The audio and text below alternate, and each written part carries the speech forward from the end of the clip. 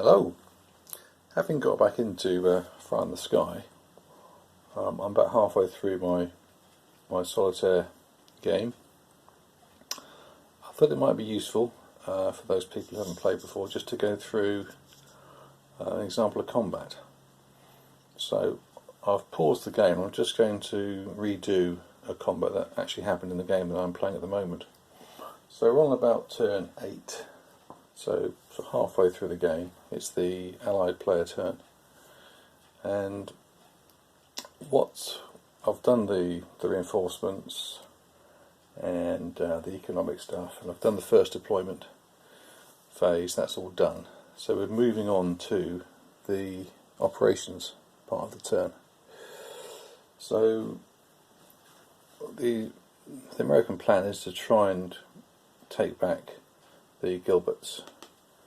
That is the plan for the turn. That is a legitimate target, because if we move the American 1st Marine Division from Pearl Harbor, that can only do a maximum move of 4 if it's going to invade, and it is 4 away. And also the Gilberts is within 2 of a friendly base, that of Wake, which was actually recaptured on a previous turn. So that's a legal target. So in the operational phase, the phasing player goes first. Any Japanese reaction will come after all of the operational movement's been done. So from Pearl, which is 4 away, as we said, all of these naval assets have got a movement of easily more than 4. I think the slowest one is is 4, which are the older battleships, Nevada and Oklahoma. So there's 4 task force which are going to move out of Pearl. The maximum number of naval units in one task force is 4, to which you're allowed to add either an air unit or a land unit that's been transported along with the task force. So these 4 task forces, we've got two carrier task forces. These flip to their deployed side, stars and stripes on display. So we'll just put the carriers on top so we don't forget those are carrier task forces. And there's the modern battleship, the Indiana, and South Dakota, and that's being joined by another task force centered around the Nevada and Oklahoma, and that's got the 1st Marine Division in tow. Now, movement for the naval units is free, but there are transport costs associated with air and land units moving in the operational phase, and it's essentially double the size of the unit. So this would actually cost 8 transport points, so those would be removed from the total, which is recorded around the side of the map. So they've obviously saved enough transport points for the operation, and that's them done. And then you move on to the reaction phase, which is the response from the Japanese, and they've actually kept a substantial force in Truk.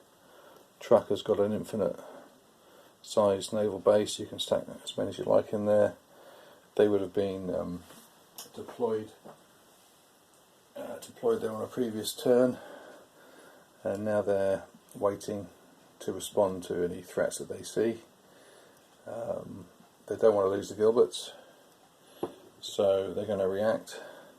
Now this actually costs the Japanese oil, and the reaction range is half of the movement rounded down. So the slowest units here are the Congo and Haruna battleships with 7, and the Kaga and the Akagi, which is also a 7, but 7 halved rounded down is 3.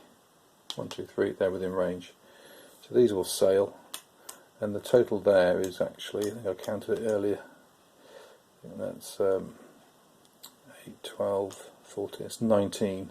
So it would cost them 19 oil So it's a pretty substantial allocation of their oil reserves, but considered a worthy cause. So these would sail, move to their deployed side. The rising sun on display, and we'll ignore what's happening on the rest of the map. We'll just focus on this particular area.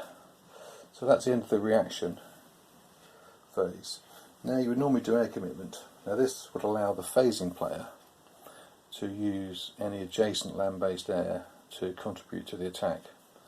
So the land-based here can't be used because this is the non-phasing side. If it was the Japanese that were attacking, you would sort of designate them as supporting by moving them up to the edge, and these would count as half of the strength, so that would contribute another 1 air point, but not allowed because they're defending, not attacking. So there's no air commitment to the side here, and we go on to combat. And the first thing we do with combat is we do the submarine attack segment. Now, I used to think you could do this before transferring to the battle board, but actually you want to do it now, because if, for example, the submarine sinks a carrier, then that is no longer a carrier task force. So that could be placed in a different task force box. So you should actually do the U-boats before you transfer to the battle board. Both sides have got 1 submarine point. I think the phasing player declares first. Doesn't particularly matter, to be honest, but so they're going to have a go at essentially looking at the destroyers that are protecting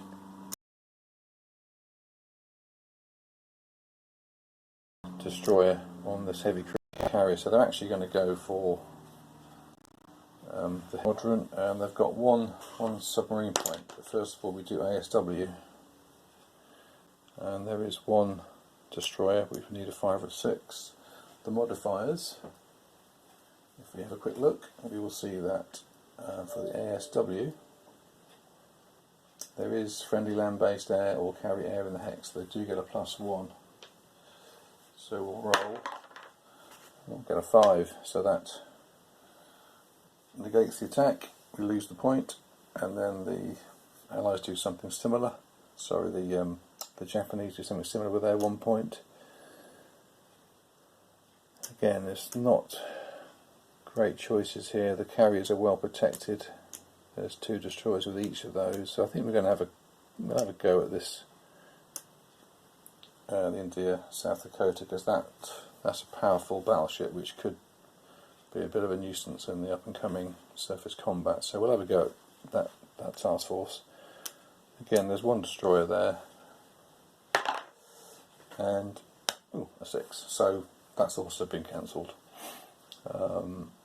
Had it have got through, it could then have had a go at firing, again needing a 5 or 6, and there are other modifiers. I think you get a +1 if there's no destroyers in the task force at all, so it's always good to keep at least 1 destroyer with any of the important assets you've got. But that's the submarine phase done. So now we do the battle board preparation, where we transfer this lot over to the battle board. So swing over here, just raise that slightly, and we can see the battle board. Any task force with a carrier goes in the carrier task force boxes. So the Americans still got their 2, the Japanese got their 1.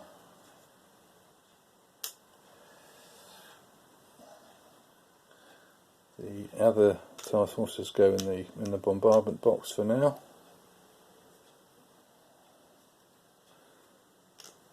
There we'll put the troops on the landing craft there. The Japanese. Let's go there. We also put the land-based air in the land-based air box. Wrong one, in there, that's it. And the Japanese 2nd Division are the land forces trying to hold the Gilberts. So there we go, we transferred to the battle board box, or the battle board I should say. Next thing to do is to do the air combat. Work out the air points. Total air points are Japanese 4 for the carrier, 4 for the land-based air. Total of 8. Americans 2 carriers, each of 4. They also get 8. Now resolve air-to-air combat. Right, so straight battle with a 2d6. Sorry, a d6 for each of the air points. So needing a 5 or 6 for a hit. So it doesn't matter who really rolls first. We'll just do the Japanese first. Get enough dice. 8 dice. They've taken out 3. 2 6s and a 5. So that's 3 American air points gone, and a similar roll back against the Japanese. 1, 2, 3, 4. Okay, that's pretty good rolling all round actually. So we now determine air superiority. There's more Americans than there are Japanese, so that is US air superiority. If you're the only one that's got air units, you get air supremacy, which gives you modifiers for doing your airstrikes. You're not being hassled by the enemy, essentially, in the air. If they were the same number, you just have a dice roll to determine air superiority. So that's handy for the Americans. I've got a slight edge in the air-to-air combat. We now do target determination. Now, as tempting as it is, I think let me just quickly double check something. I think I'm not sure whether the phasing player goes first or the non-phasing. I don't think it really matters that much. Yeah, the person without air superiority declares first, which I guess makes sense. So the Japanese have got to declare what they're going to do with their 4 air points. So they are going to chance their arm, I think. Now this carrier, the Yorktown Enterprise, is defended by a very useful anti-aircraft cruiser squadron with a huge anti-aircraft value of 6. I don't fancy that. They're going to have a crack at the Wasp and the Hornet. Total AA, you add them up, it's the number top left of the 4. That's 4 anti-aircraft strength. So we're going to roll 4 dice. Let's see whether we can take out 1. Just the 1, so leaves 3. So what you do is you take 4 target markers, you designate the task forces, resolve the flak. 1 got taken out by the flak. That leaves 3, and they pick the target. They're all going to go for the Wasp and the Hornet. So 3 rolls. There are no modifiers because there's no air supremacy. That's the only one that would count. There are some optional rolls. I'm not using those for the moment. Try and keep my sanity intact. Oh, just the 1 hit, just the 1 5. Okay. So we now resolve damage, and if you look at the modifiers, you'll see on the naval damage check table that you get a +1 if it's an airstrike hit, and also +1 for each hit above 1. So had I have got 2 hits on the Hornet, then I would have rolled for damage twice, each with a +2. One because it's come from the air, and another one because it's hits above 1. But it's just the 1 hit. And the defence of the Hornet, whether you can see, that's the Hornet there. It's the number by the shield, it's the 10. So we're going to roll a 2d6 with a +1. is something pretty good. Would you believe it? An 8, 1 off. So the Hornet is damaged, and what you do is you multiply the number of hits by 2. So 1 by 2 is 2, and that's the number of friendly reinforcement turns that unit reappears. So we're currently on turn 8, so we've had the reinforcement turn or phase on turn 8, so that's going to come back on turn 10 down there. So that'll be missed, but it got away without being sunk, and that's all of the Japanese air points gone. So there's 5 American air points to allocate. Now, as tempting as it is to have a crack at the Japanese carrier group, these land-based air are going to make taking the Gilberts very difficult, because they essentially count as additional hits when you're comparing the hits total, and 4 is a lot.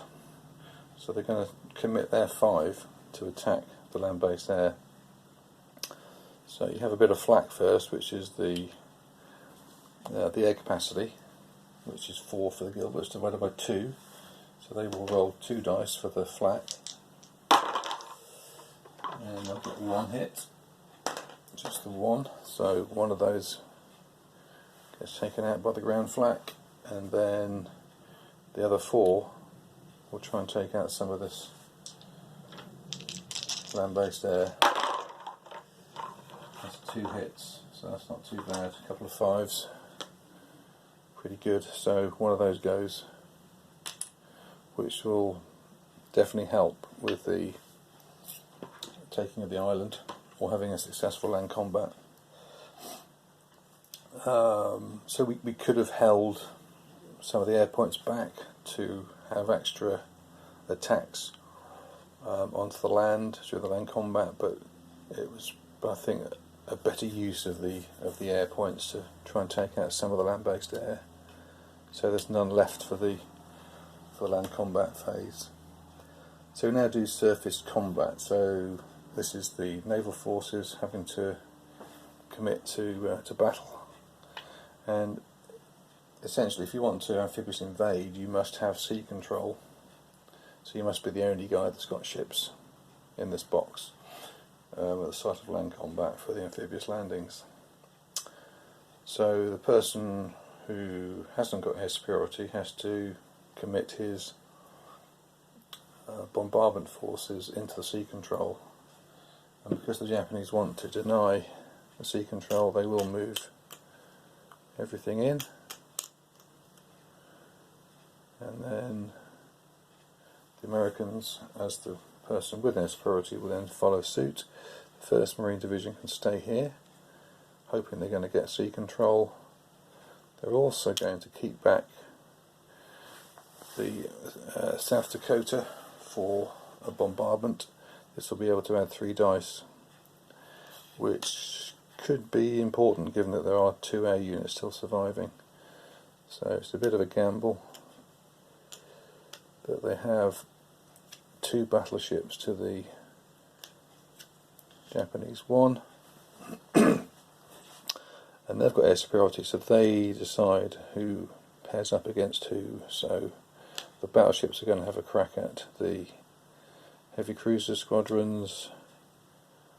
We'll go destroyer, destroyer, destroyer, destroyer, and heavy cruiser, destroyer.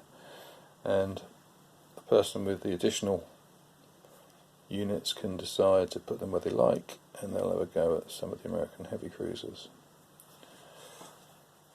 So we'll do a little bit of the surface combat. I'm not going to run through to its ultimate conclusion. We will extrapolate to that point, but we'll get a feel of it, so we can resolve this now. So the heavy cruiser is up against the destroyers, and if we look at the surface combat table, you'll see that you take the surface gunnery factor of 1. If I lower this slightly, you might get a better...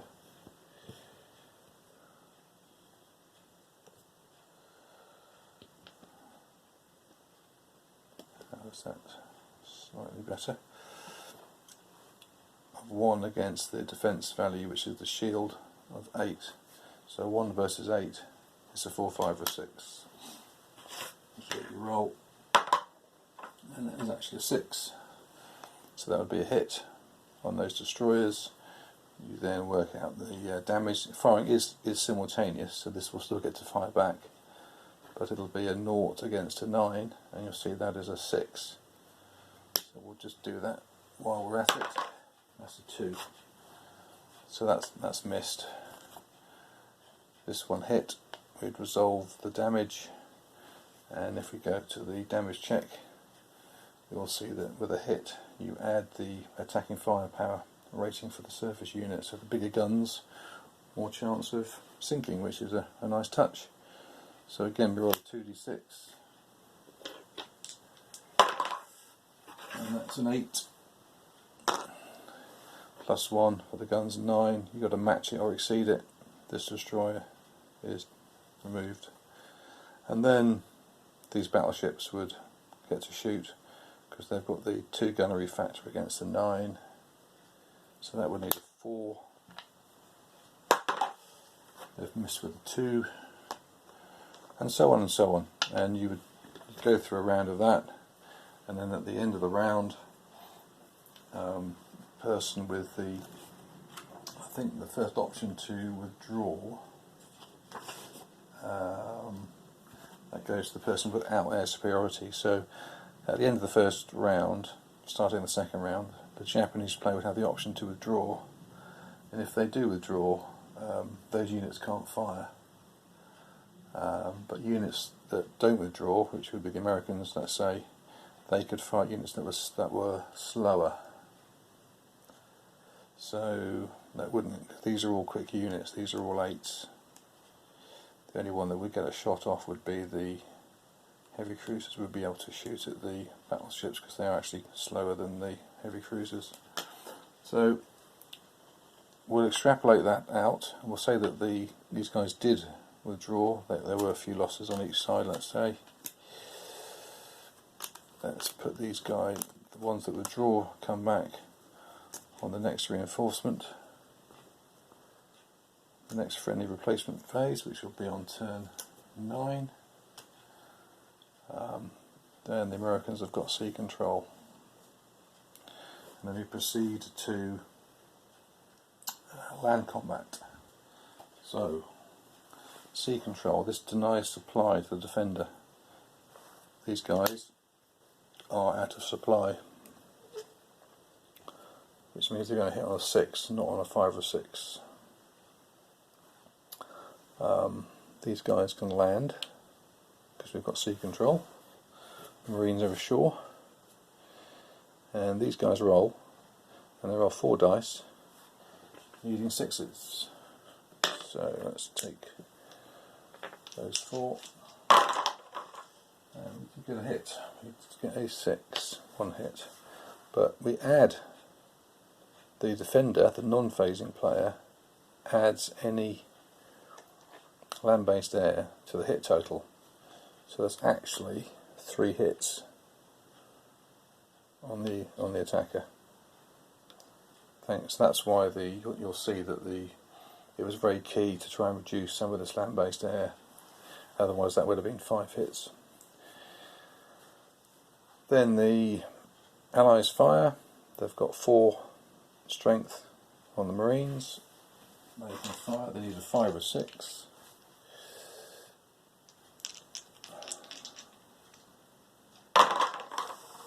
Oh, that's quite a good roll. That's actually 2 hits. That's 2. And then we've got 3 dice for the South Dakota, needing 5s and 6s. There's no modifiers. You can never secure more hits from your supporting units, be that air and or naval units, greater than the number of attacking steps. So even if I had a couple of air units and more than 1 ship there, I could never get an additional I could never score additional hits greater than 4. So I'll roll 3. Oh, I got a bit lucky there. Got a pair of 5s and a miss. So they've actually secured 4 hits. They just about got away with that, because if the number of hits on the defender is greater than those which they suffered, the attacker wins the combat. If it was the other way around, the attacker's never damaged, there's just no overall effect. But here, 4 hits to 3 means the second division is damaged. It is possible to eliminate a unit in one round of combat, but you've got to get a number of hits greater than the number of hits scored, and if they are greater, if the amount that they are greater is equal to the size of the defending unit, then the unit is eliminated outright. So what we mean by that is, if this had a strength of 4 and they'd done 1 hit total on the attacker, if we were able to secure 6 hits on this guy, that would have been 5 hits greater than they managed to inflict on the attacker, and 5 is greater than the 4, so that would actually kill the unit in one round of combat. That doesn't happen very often. So you can also see from that how important it was to have some land-based air. So these guys are reduced. Naval units would then go back to their home bases. So these would go back to Japanese mainland. These would go back to the US East Coast, and that'd be it for the combat.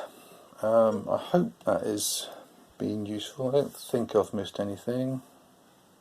Possibly have, but it gives you the feel of it. I think it's a multi-layered system which has got lots of interesting choices and decisions. I mean, next turn the Japanese will try to bring in some replacements into the Gilberts. They'll try and land some replacements. If this can land successfully, then because it matches the damage side of the division, they could flip back. I'm sure the Americans will have something to say about that. They'll try and deny sea control to prevent this from happening, because you can't deploy into a contested hex, and this is now contested because the Marines are ashore, so they can only go in there doing an operational move, which of course gives the Americans the opportunity to react. So there you are. Hope it's useful. I think it's a very, very nice game. That's all for now.